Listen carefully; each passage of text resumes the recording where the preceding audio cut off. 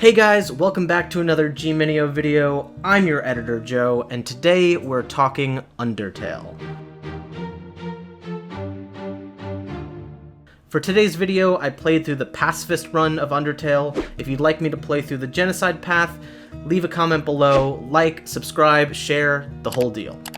First and foremost though, big spoiler warning, if you have not played the game yourself, stop the video, go play it, and come back and then watch the video.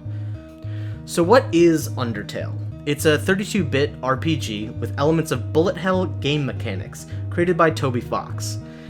It's a game that prizes itself on the idea that you can go through the entire game without killing anyone. It's built on themes that your choices matter and that anyone can change. The game is very clearly inspired by games such as Earthbound, so much so that a certain large YouTuber made too many comparisons between the two and then had to make a video crying about how they were wrong. Sorry, Matty Patty. You seem like a decent dude. For our younger audience, a good comparison would be Pokemon, between the way the fights present themselves, the way that the turn-based combat works, fast travel, and much more. One of the reasons that I'm drawn to this game is its story, so that's what I really want to focus on in this video. When I played through the game, I played with some friends of mine. We recorded the gameplay in a very Let's Play-like fashion. We had a lot of fun with it, creating voices for the characters as they're only represented by 32-bit sound effects. So I'm going to leave a link to that below in the description and on the video itself. Check it out if you'd like. I think it's a really good time. So let's jump into the story. When you open the game for the first time, you're presented with a character name selection screen. My name choice, I think, is very accurate for our grand hero. Yes, Boople.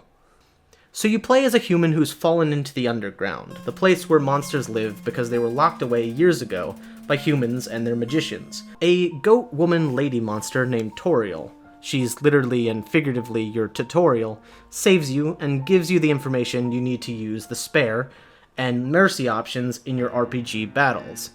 Then you have to choose in which way you're going to play the game. Personally, I'm a big fan of the characters in this game and the way the story goes, so the pacifist route was a clear choice for me. This means that my new objective was to make sure that I spared and kept every enemy alive, no matter the cost to myself or how many tries it took. When you take the pacifist route, you don't level up or gain experience, which would make you stronger if you were fighting your opponents, but it would also give you more health. These stats are represented by all different things, which Sans explains at the end. Once you arrive at Toriel's house, you have to convince her to let you go, and that starts the first boss battle against your goat mom. This is where the game cements you learning of the mercy option and how to proceed forward with the game. There is a frog character called Frogget that gives you very important information about this battle. I know people who missed this information and ended up doing something terrible to Goat Mom. Thankfully, I did not miss that information. Goat Mom's convinced by the end of our battle, and very saddened, she gives us a big hug and lets us go. We leave the ruins to start our adventure, and we meet the Skeleton Brothers, Sans, the fun-loving, lazy brother, and my personal favorite, the high-strung, very sensitive Papyrus. Human, I hope you're ready for... Sans, where's the puzzle? It's right there, on the ground.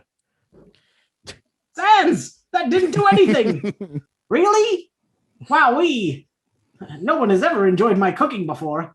Well then, fret not, human. I, Master Chef Papyrus, will make you all the pasta you could ever want. Oh, well, I'm a skeleton with very high standards. I can make spaghetti. I have zero redeemable. Oh no! You're meeting all of my high standards! The king of all monsters. He is, well, a big fuzzy pushover. Everybody loves that guy. A battle with Papyrus later, and we are off to the wetlands to meet more characters, including Temmie, based on an artist who did a lot of work on the game, Monster Kid, and Undyne. Hi, I'm Temmie. And this is my friend, Temmie. Hi, I'm Temmie. And this is my friend, Temmie. Hi, I'm Temmie. And this is my friend. Hi, I'm Bob. Yeah, I figured they're gonna make that joke. No. You know what? Screw it! Why should I tell you that story when you're about to die? Yeah. That's right, human. Your continued existence is a crime. Your life is all that stands between us and our freedom. It's basically Dance Dance Revolution. Then we meet Alphys and Metaton and go on a wild goose chase. Actually, since you stepped out of the ruins, I've been observing your journey through my console. In the dating simulation, I know. This one is the dream. What is Moo's favorite food? Could it be my one true love?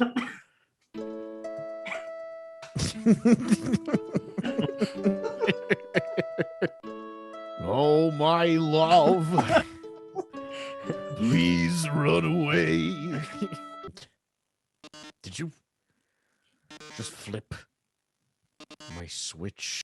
Oh, yes. Kool-Aid Man.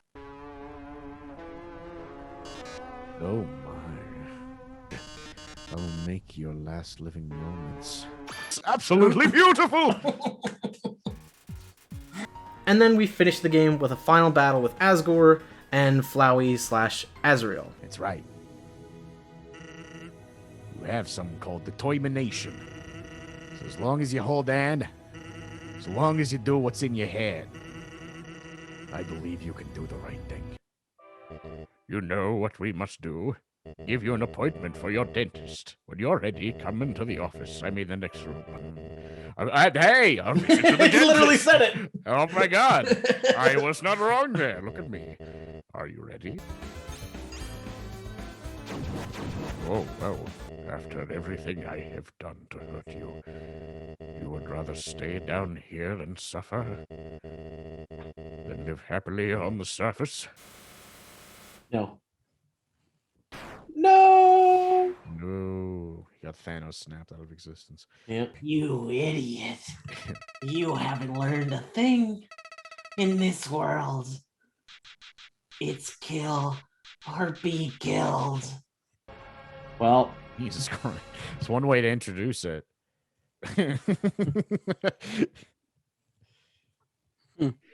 Oh, wow. yeah. This thing's weird and Yeah, tell me. disturbing. Oh, God. And it instantaneously puts you in hell. And I'm dead. Ow. Why are you being so nice to me? Oh, unbelievable. This can't be happening. The power of friendship. You.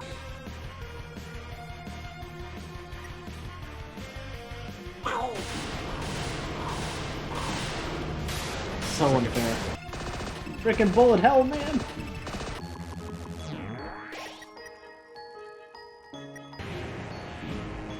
It's funny. That's Stop now. it. Stop it now. So what made this game so special? That's the crux of a good review on this game.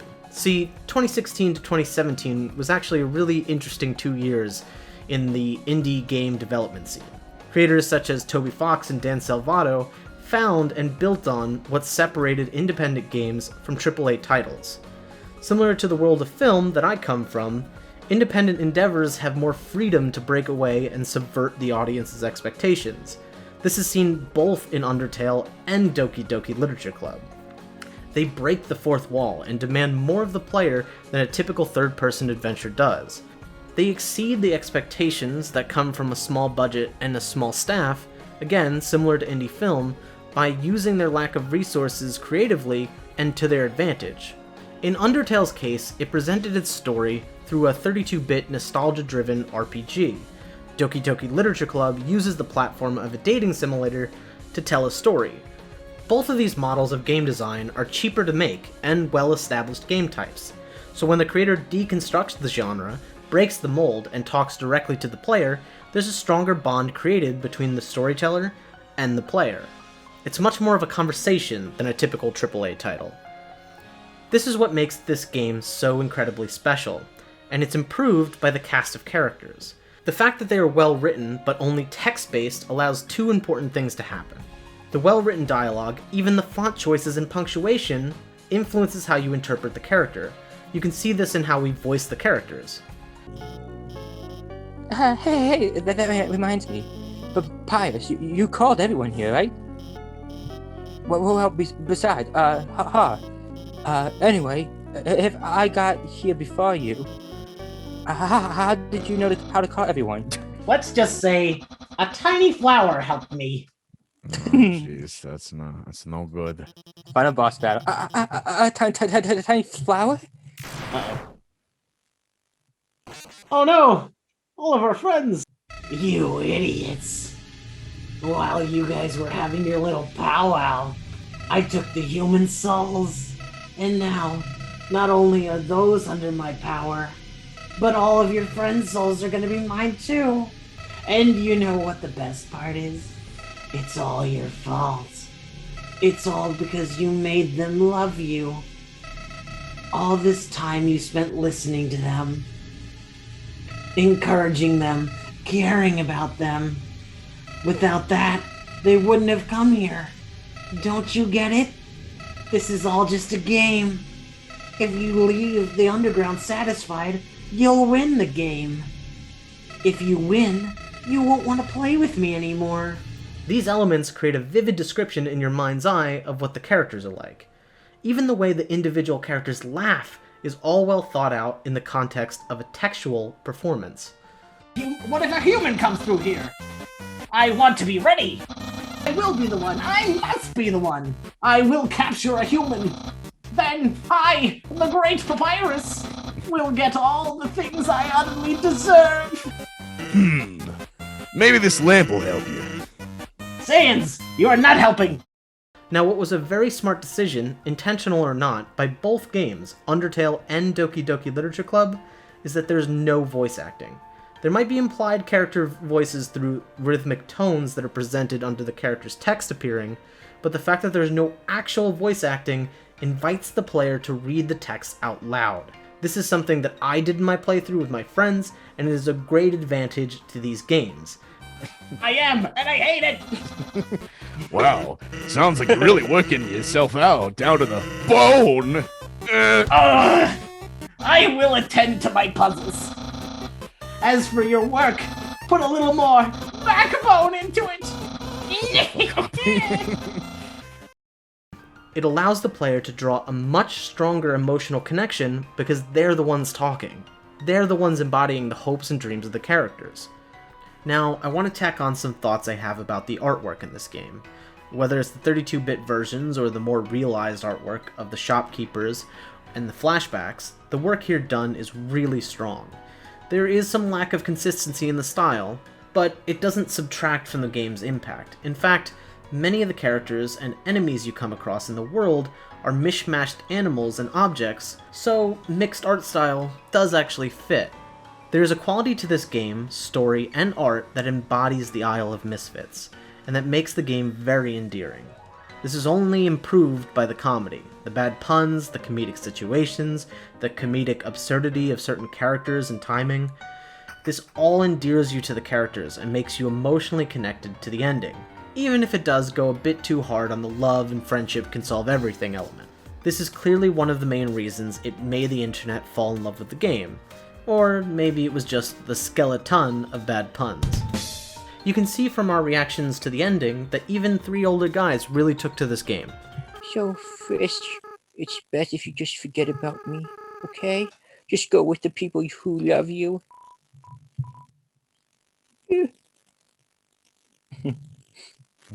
Oh. Oh. Aww. Isn't it beautiful, everyone? Wow, it's even better than on TV. Way better. Better than I've ever imagined. Frisk, you live with this? The sunlight is so nice, and the air is so fresh. I really feel alive. Hey, Sans! What's that giant ball? We called it the sun, my friend. That's the sun? Wowee! I can't believe I'm finally meeting the sun! Yeah, Frisk will be the best ambassador! And I, the great Papyrus, will be the best mascot! I'll go make a good first impression! Someone's gotta keep him from getting into trouble. See you guys. It goes the other Goes the direction. other way. Man, do I have to do everything? Papyrus, wait! Hey, Undyne, wait up. Oops. Perhaps unsurprisingly, Undertale gets a big thumbs up from me. Let me know down below if I should try the Genocide run, or what other games I should review. And make sure you like and subscribe. If you'd like to see my full playthrough with my friends, check it out on my channel, linked here and below. But with all that being said, I'm your editor Joe. Game it until you make it, and I'll see you guys next time.